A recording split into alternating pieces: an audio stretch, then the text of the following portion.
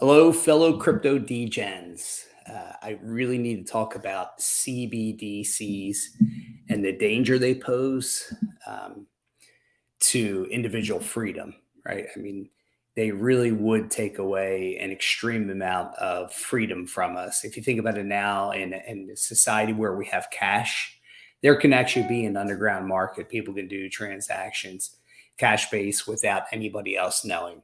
Whether you like that or not is up to you. To me, I want that personally. I'm a libertarian. I want freedom for everything. It should be a free for all for everything to an extent. You should have a moral compass to help guide you. That's just my personal perspective. Other people don't believe that way, but to each his own. But let's talk about what the CBDCs can potentially do to our freedom. To me, which is totally dismantle it. And the Federal Reserve is looking to start it in July here. I will do a little screen share so you guys can take a look here. So here we go. The FedNow coin, they're looking to launch it here in July of 2023. They've already started here in April. It's in a beta test right now at this point, but it's going to launch in July of 2023. So we will see what goes on with that.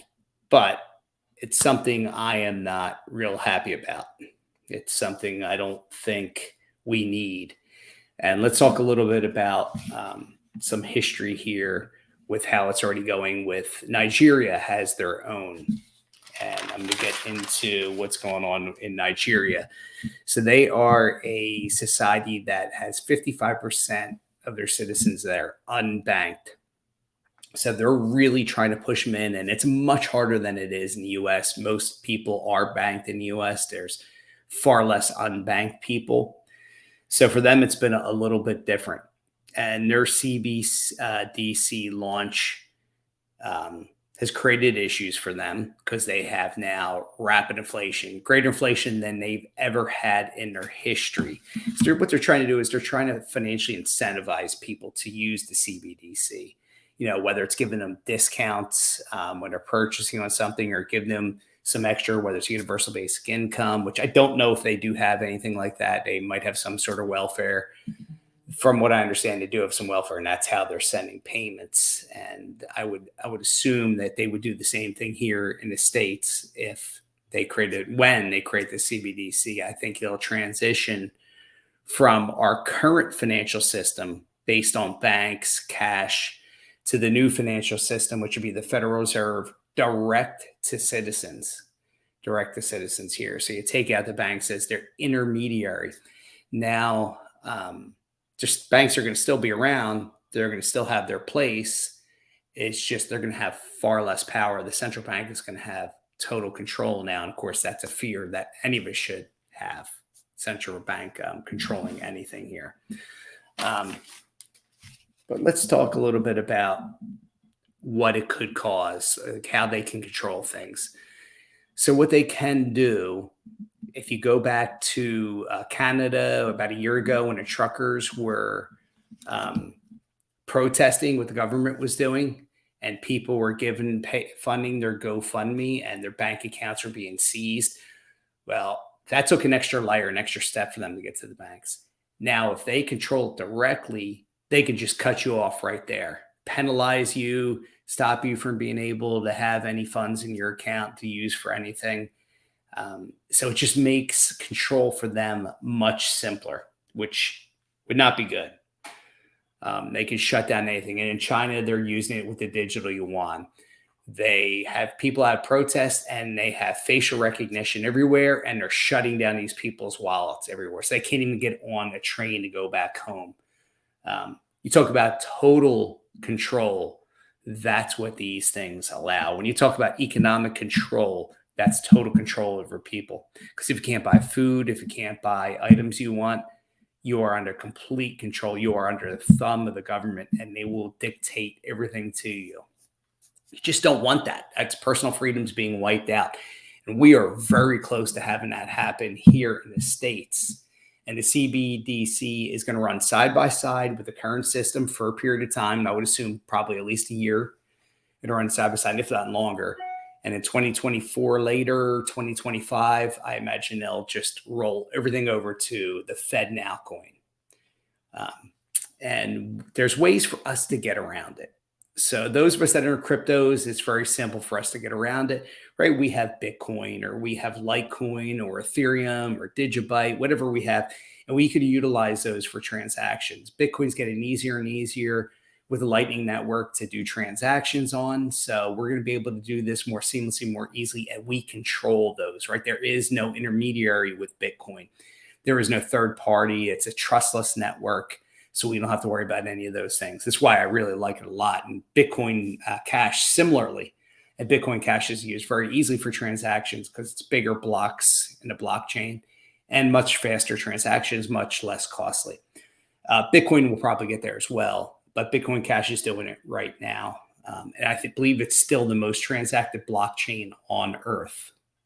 But Litecoin also really quick, really inexpensive to use. And these cryptos are getting easier and easier to use for just purchasing everyday things. So you can get yourself, again, this is a way around the system. You can get yourself a debit card, and that debit card can be backed by crypto. So it'll convert to the dollar or the Fed coin at some point down the road when you're going to Dunkin' Donuts and getting yourself a coffee. I'm not going to use that other place. I don't like the other Starbucks place, but going to Dunkin' Donuts or some other coffee shop, you can use it for that. You'll be able to use it. You can use it currently for groceries. You can go to the grocery store with your debit card. It's a Visa, MasterCard, right? It's going to be used the same way. As long as you have those funds available, as long as you have enough crypto there in that account to take care of, transaction will go through. That's a workaround the system. It's kind of cash when there is no cash available. That's going to be our new cash. Crypto is going to be our new cash. So that's the workaround in the system. And that's what I plan on using. Now let's talk about other ways to secure yourself and protect yourself. Email wise, Proton Mail, you want to use Proton Mail. That's going to help. That's a super secure email. But use that for your crypto transactions. Don't use that for everyday transaction stuff. Just simply use this for your cryptos. And you can use a Brave browser. The Brave browser is much more secure than the Chrome, Google Chrome, or any of these other Safari and these other browsers that are out there. Personal information is not sold like it is on a typical browser other than the Brave browser. And there'll be other ones that are going to come out, right? As Web3 continues to develop, you're going to have more and more that are going to be able to come about and be able to be utilized. So look for that in the future here. And let's get back to the truckers, though. Let's say the truckers in Canada a year ago.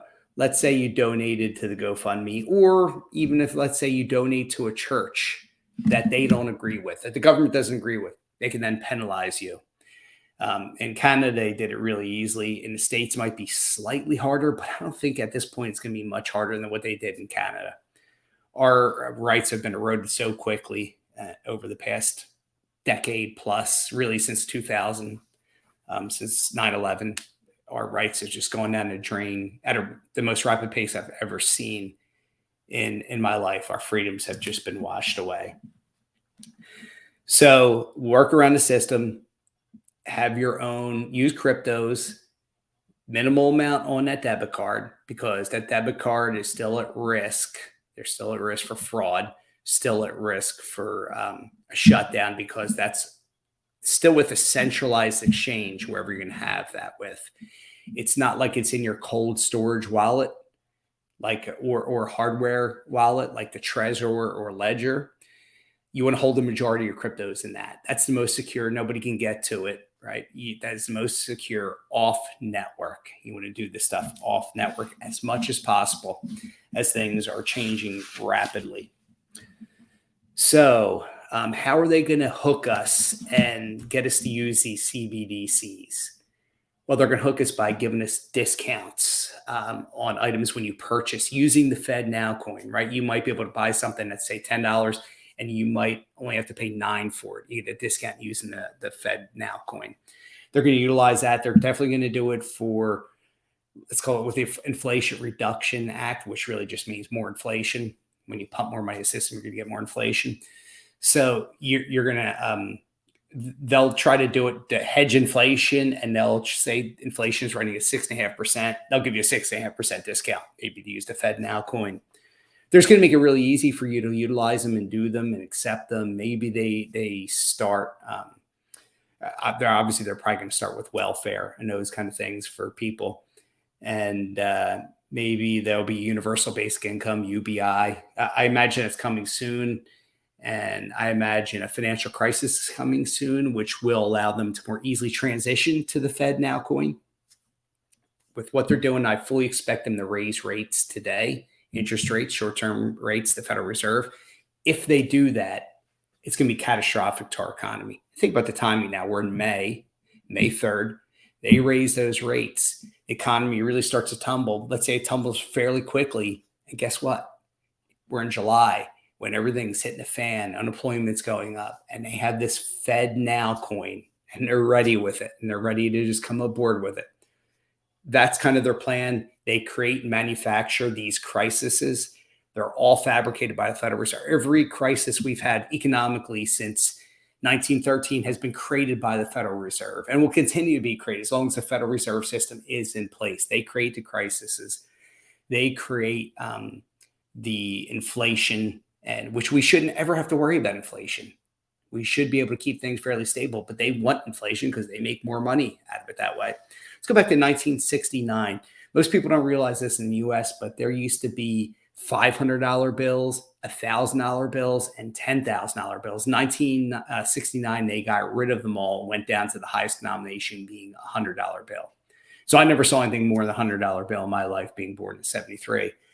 But people that have been around for a while saw the $500 bills, saw the $1,000 and $10,000 bills, and they claimed they were doing this as the war on drugs, right? It's going to be harder for the cartel. Baloney. It's a bunch of garbage. That was the start of maybe trying to wean people from cash and make it just a little bit harder and more difficult to utilize cash. And we've been on that slow boil. If you go to, I might use this analogy more than once today, but that slow boil, the frog is in the water. It's just warm now, and then they turn it up and up, not more and more, and it just sits and doesn't move. That's us with cash, right? As they've made it harder and harder to do things with cash. It really went hardcore in COVID or in 2020 when a lot of places didn't want to accept cash, and they had to manufacture fake coin shortage, which there's no coin shortage, a bunch of baloney. But they're pushing us away, and they're continuing to push it more and more and more. They want to get to it because they can totally control and see every transaction you do, every different purchase you make. They'll know instantaneously what it was. So if you're somebody who buys a lot of cigarettes and alcohol and gambles a lot, they're going to know that. They could penalize you. They don't like what you're doing. They're just going to penalize you and withdraw some money. It makes it really easy for them to do that. So this is where the erosion of freedom really, really comes full tilt. And no, this is just not something we want. Definitely not something we want. What else did I want to hit on here? The cash will be eliminated. If we go to the e-Naira, which is the Nigerian currency, they're slowly trying to get rid of cash.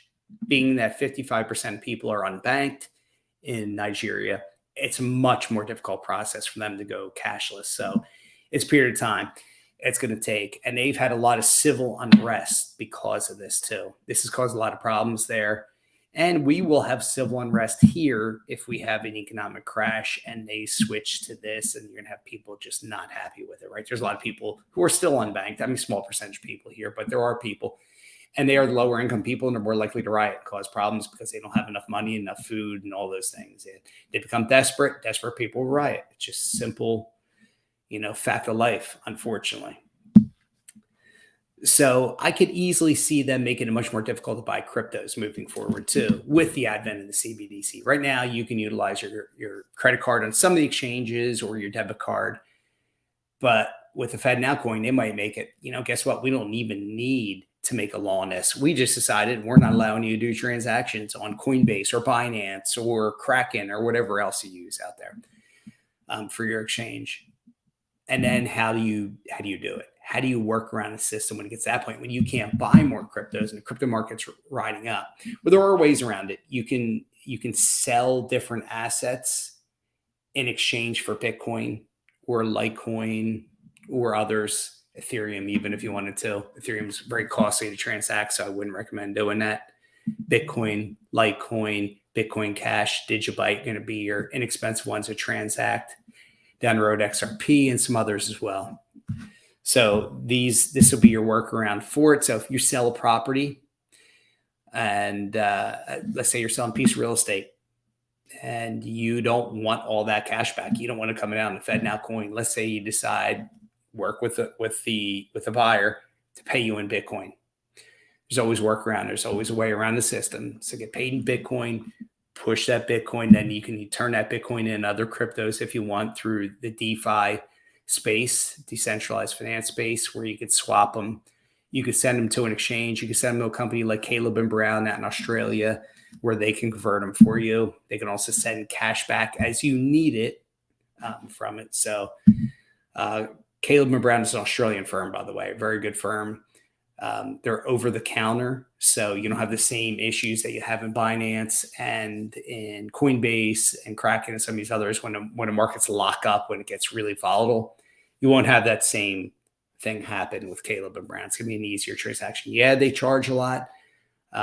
However, you can actually get a discount. They normally charge 5% if you sign up under the Crypto Degen here through them. I'll put a link in here. You'll be able to get it at 3.5%. So it'll be a little bit of a discount, saves you 1.5%. But if the market's crashing and you have a sell order put in, instead of it crashing through it on Coinbase or Binance, it's going to go through on Caleb and Brown. So that extra 3.5%, well worth paying when your order goes through. Peace of mind that order is going to go through. Same with sell orders. When it goes up, as the market gets volatile and the market's going up, you want to have sell orders at certain price points. Probably best to set them up with Caleb or Brown as opposed to Binance and Coinbase and leave them on that exchange, centralized exchange. Yeah, there's sure to be some risk with Caleb or Brown, but they've been around for a while. They have not had any issues to date. We will see. There could be regulations. They are in Australia. You never know if they want to regulate them.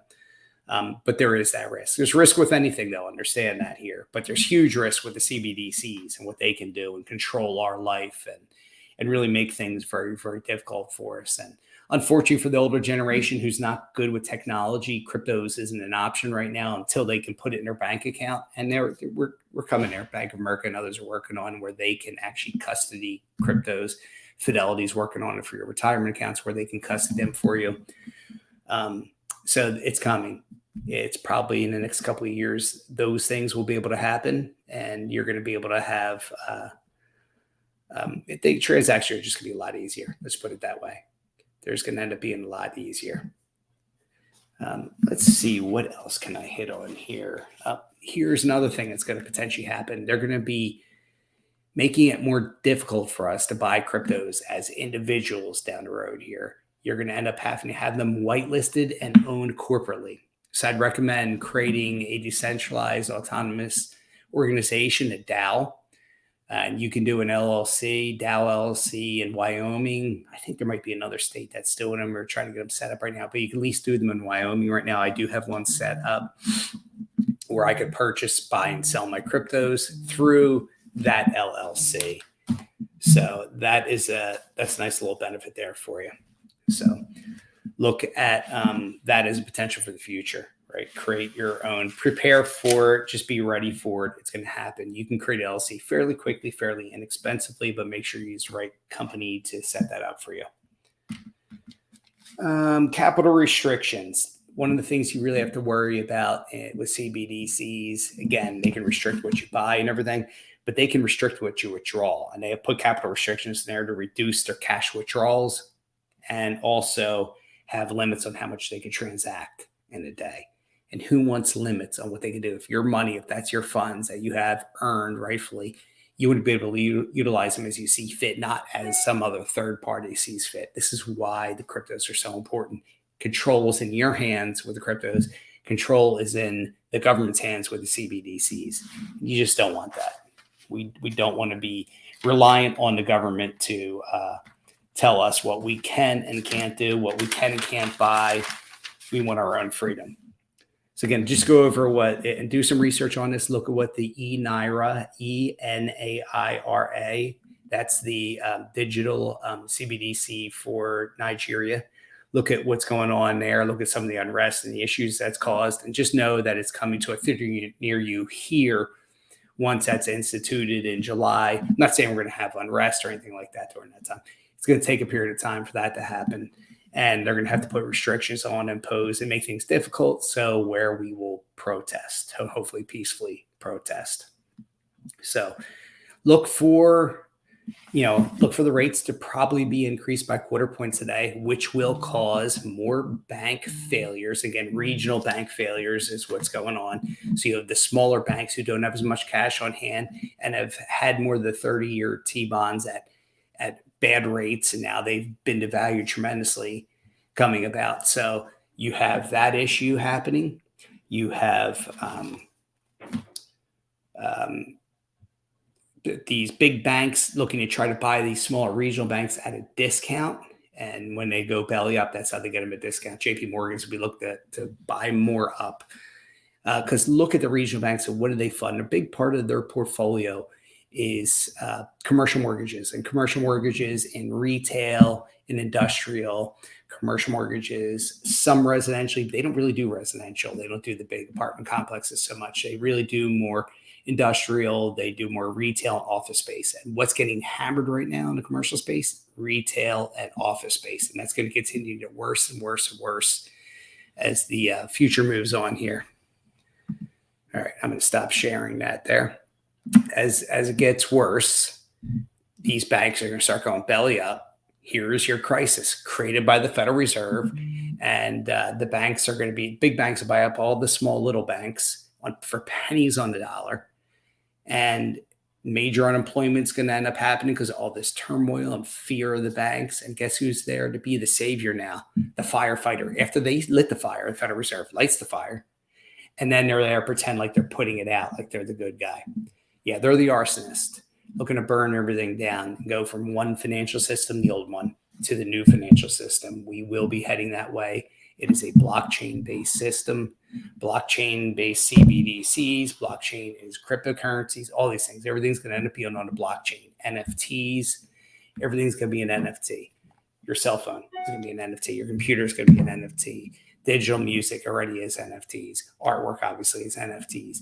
Everything is going to become an NFT that you purchase. Your car will be an NFT. Real estate's working its way to NFTs, where the mortgage is recorded. Mortgage being an NFT is recorded on a blockchain as opposed to the way it's currently done. It's going to take 15 years for that to happen, maybe 20.